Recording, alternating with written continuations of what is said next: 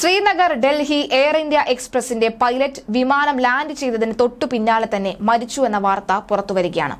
ഡൽഹി ഇന്ദിരാഗാന്ധി രാജ്യാന്തര വിമാനത്താവളത്തിലാണ് സംഭവം. Air India express pilot ആർമാൻ ആണ് ഹൃദയാഘാതത്തെ തുടർന്ന് മരിച്ചത്. വിമാനം ലാൻഡ് ചെയ്തതിന് പിന്നാലെ വിശ്രമിക്കാൻ പോകുന്നതിനിടെ അർമാൻ ഹൃദയാഘാതം ഉണ്ടാവുകയായിരുന്നു. എയർലൈൻ ഡിസ്പാച്ച് ഓഫീസിൽ കുഴഞ്ഞു വീണതിനെ തുടർന്ന് അർമാനെ ആശുപത്രിയിൽ എത്തിച്ചുവെങ്കിലും ജീവൻ രക്ഷിക്കാൻ കഴിഞ്ഞില്ല. വിമാനം സുരക്ഷിതമായി തന്നെ ലാൻഡ് ചെയ്തതിന് പിന്നാലെയായിരുന്നു അർമാൻ കുഴഞ്ഞു വീണത്. എയർ ഇന്ത്യ എക്സ്പ്രസ് അർമാന്റെ വിയോഗത്തിൽ അനുശോചനം രേഖപ്പെടുത്തിയിട്ടുണ്ട്.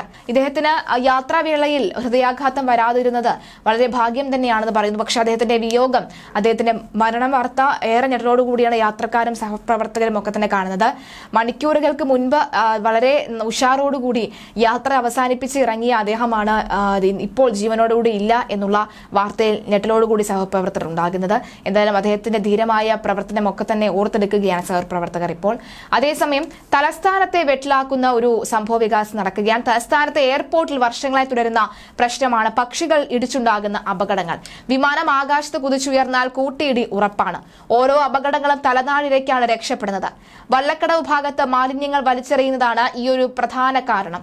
ഇതിനെതിരെ അധികൃതർ ഒരു നടപടി എടുക്കാത്തതും പ്രശ്നങ്ങൾ ഗുരുതരമാക്കുന്നു.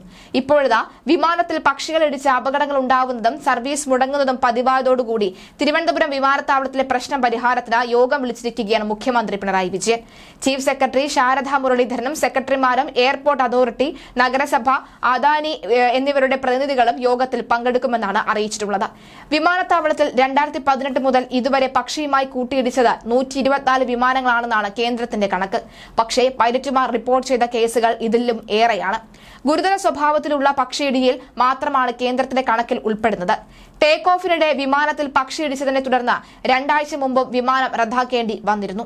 അതുപോലെ തിരുവനന്തപുരത്ത് നിന്ന് രാവിലെ 7:30 പുറപ്പെടേണ്ടിയിരുന്ന ഇൻഡിഗോ വിമാനമാണ് റദ്ദാക്കിയത്. ടേക്ക് ഓഫിന് തൊട്ടു മുമ്പാണ് വിമാനത്തിൽ പക്ഷിയിടിച്ചത്. തുടർന്ന് ബാംഗ്ലൂരിലേക്കുള്ള വിമാനം റദ്ദാക്കുകയായിരുന്നു. ഇതിന് പകരം വിമാനം വൈകുന്നേരമാണ് പുറപ്പെട്ടത്. പ്രശ്നം ഗുരുതരമായി മാറിയതോടുകൂടിയാണ് പക്ഷിയിടി ഒഴിവാക്കാൻ എന്ത് ചെയ്യാം എന്ന ആലോചിക്കാൻ യോഗം ചേരുന്നത്.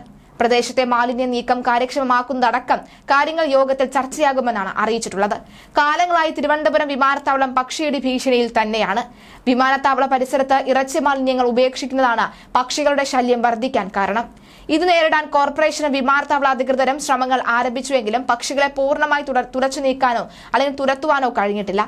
വിമാനപാതയിലെ പക്ഷിക്കൂട്ടങ്ങളുടെ ഭീഷണി തുടരുന്നതിനാൽ പൈലറ്റുമാരും ആശങ്കയിലാണ്. ഇത് സംബന്ധിച്ച് പൈലറ്റുമാർ പല ഘട്ടങ്ങളിലും എയർ ട്രാഫിക് കൺട്രോൾ വഴി തങ്ങളുടെ പരാതിയും ആശങ്കകളും അറിയിച്ചിട്ടുണ്ട്.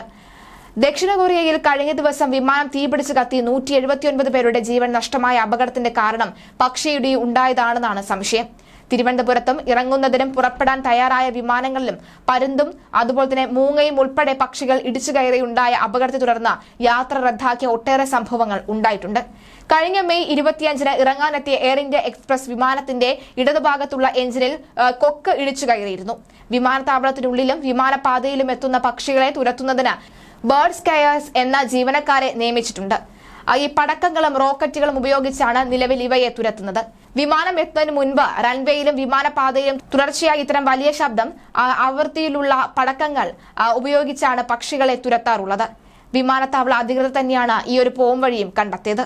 അറവുശാലകളിൽ നിന്നും വിമാനപാതകൾക്കടുത്ത് മാംസാവശിഷ്ടങ്ങൾ കൊണ്ടിടുന്നതിന് നിയന്ത്രണം വന്നിട്ടുണ്ടെന്ന് വിമാനത്താവള അധികൃതർ അറിയിച്ചു. നഗരസഭ ഏർപ്പെടുത്തിയിട്ടുള്ള ഏജൻസികൾ വഴിയാണ് ഇവ നീക്കം ചെയ്യുന്നത്.